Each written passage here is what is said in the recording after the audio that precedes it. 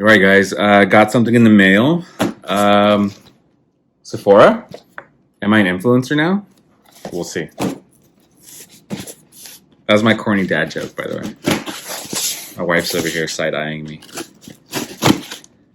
Trying hard not to laugh. All right, we got some styrofoam packing. I see something. Boom. Here it is, guys. This is the Nikon L35AF One Touch. So this is the newer version of the L35A. Well, not L35A, it's L35AF2. So this basically becomes a true point and shoot. There's nothing to mess around with, no settings, no adjusting your ISO or aperture. Really quickly, shutter release, timer, on and off switch, and that's it. That's all you need, which is amazing. So there are no batteries in here, but if there were, you'd hear the shutter release, and if it was dark, this flash would pop up. It takes double A's. Again, I got this because I want a very simple and easy approach to shooting film 35mm on a wedding day. Or any shoot really, and it's compact, it's super lightweight, it's made of plastic, so there are no metal pieces on this. The lens is glass, it's not plastic. So I can stick this in the pocket or my jacket, my blazer on a wedding, and my suit, and just pull this out, snap, not think about it. I can compose if I want, but honestly, I think that I'm gonna be shooting this guy here at the hip, just kind of all day getting action shots, getting moments, and I know that I'll be good. So from everything that I've researched, the autofocus on this has 3 modes. So it's like an up close, mid, and infinity.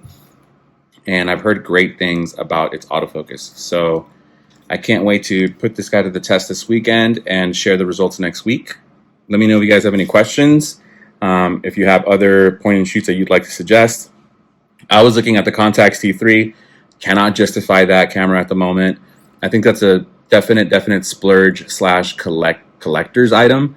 I don't believe it's overhyped. I absolutely believe that it's overpriced. So unless it comes down in price or I just happen to come across a pot of gold, I will not be purchasing the Contax T3 and will be incorporating this little point and shoot into my workflow. And I'm really excited to see what I get. All right, guys, thanks for tuning in, and I'll see y'all soon. Bye. All right, here we are playing with and testing the camera for the first time. I don't know if it's really testing, but I'm going to pop in some AA batteries, check out the shutter release, see if this flash pops open, and load some film and go from there. So we do have picked up some Ektar 100 today, Ilford 3200, and some 3200 T-Max from East LA Film in East LA. Francisco, or Frank, down there. I went and visited him today for the first time. I had been following him on Instagram for some time, so I'm glad that I made some new friends, hooked me up with some film. He has one of these on sale right now, by the way, but the flash doesn't work, and I think he's letting it go for $60. So if you want a point and shoot and don't mind not having a flash and just kind of want to use it for daytime, I think that's a steal. I myself almost picked it up for that reason alone, but I decided not to, just simply because I like, I want to have the flash as an option. So let's pop these batteries in and see what happens. So let's pop this open. I've heard things about this battery door being finicky and just kind of coming open. So we'll see if that is the case with me. I've seen people put tape on it as well, but I don't see any tape marks. So I think I should be okay. All right, so let's see, kind of just get one battery here. Oh, actually, this one comes out. This goes in first.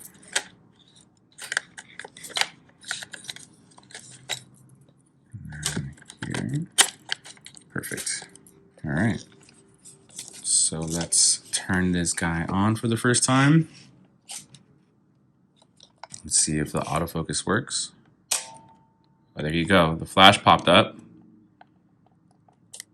You can hear the autofocus. You hear that? That's the autofocus doing its thing.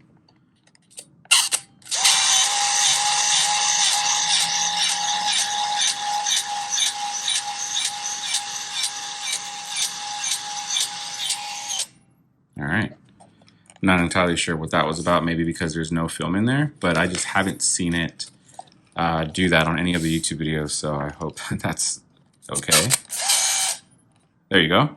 Perfect. Maybe just... I should probably give you the flash warning, right? So I'm going to test it out really quick through the viewfinder. I have not looked through this, so just kind of excuse me for a moment. So one thing I did see about this is that if you're doing street photography or you don't want to be obtrusive with the shutter, you can half press it, or you can hold onto it and not let it go. So let's try that out. So it took the picture there. Obviously, if your flash is firing off, someone's going to know. But you can walk away holding this, and then once you let it go, it winds the film to the next frame. So now let's go ahead and close this up. Let's load some film. So let's see, what are we doing? I'm gonna let my wife choose black and white or color film. Color. So we're going with Ektar 100. Pretty easy camera to load from what I gather. So let's see.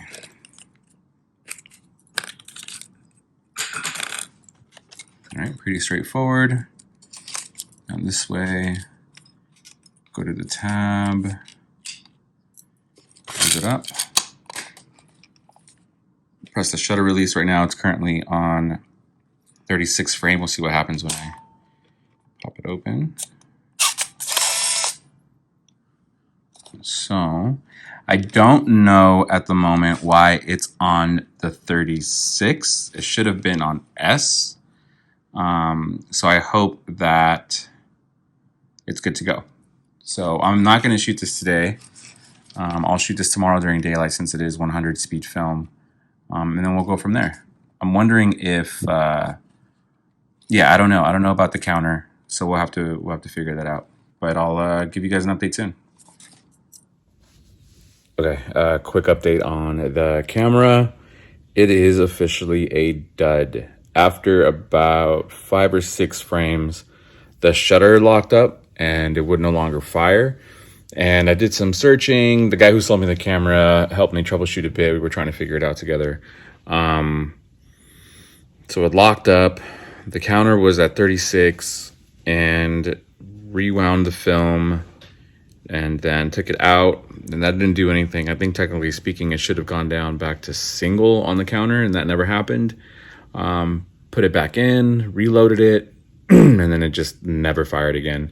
And I had been tinkering with it pretty much all day and to no avail. So my options are to return it and get a refund, or take it into the camera repair shop that I visited today, but that doesn't feel right. After, I just bought the camera. Why am I spending money? And for a repair, that's probably not worth it. Probably cost just as much as a camera and labor. So I don't know if it's worth taking it. I reached out to the guy who sold it to me. He said to hold on to the camera for another week while he figures things out, and then he'll just take it back. But I don't think I want to do that. I think I just need to return it right away since it's not even operating. So I can't, justify holding on to it for another week, or why I would do that. So that's my update. That's the first time. That's never happened to me before. I've purchased cameras online from different sellers.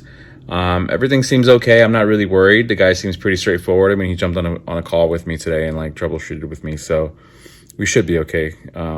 Get it squared away. But I was hoping to have that up and running and operational by this weekend's wedding. So it doesn't look like I will have a point and shoot to test out and show and share with you guys next week. So it is what it is. All right, guys.